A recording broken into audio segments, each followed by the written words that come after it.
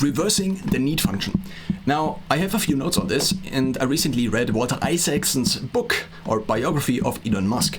And so I am reading partially now of these notes because I already wrote them down, and so I think it might make sense to at least somewhat rely on them.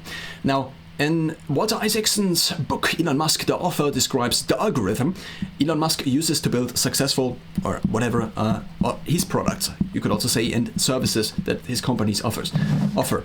Now, part of it is to strip away parts with the additional rule: if you don't end up putting, I think 10 or 20 was the number in there, back in, percent in, you haven't deleted enough. Now, I actually thought a little bit about this, and what came up, or what came to my mind, is not that I didn't come up with this, it just came to my mind, is that he actually reverses the need function. So whenever you do something, let's say I am trying to take pictures, then I want to take pictures for the next couple of years, and maybe also document family events and something like this.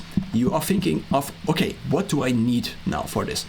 Now, this would be the normal, basically, approach. Okay, I'm trying to do something. What tools do I need for this? But now, if you instead try to delete lots of things and then basically take the other approach, which things do I need now? With basically having none available.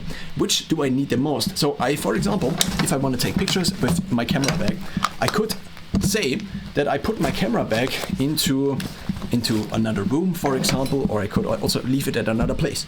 And then over time, I would only get the things I really need. And these would be the 10 to 20%. This could be the core of my camera body, but I would not get the additional cameras, not additional cameras, but the additional batteries, the battery charger, because this is the thing I need the most.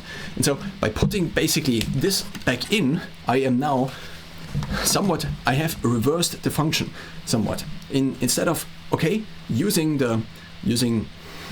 what do I need in order to fulfill something, and therefore then selecting all the different things that are available, I am getting rid of all things, or many things, and then I am kind of going back to the things I really need. And so this concept somewhat fascinated me. And I also happen to have another example. And this example is called the packing party. So a couple of years ago, minimalism was quite on the rise on the internet. And so I also tinkered a little bit with minimalism. And also I tried to get basically the number of items, not necessarily the number of items, but I tried to keep all the things I owned to a very functional level. So I would only have things that are quite functional. Now, in order to do this, one thing that was recommended was, in terms of clothes, to pack everything you have in terms of clothes together into boxes. And then you have these boxes standing around. They could also be in your basement or in your cellar. And so you would then, basically you would pack it all.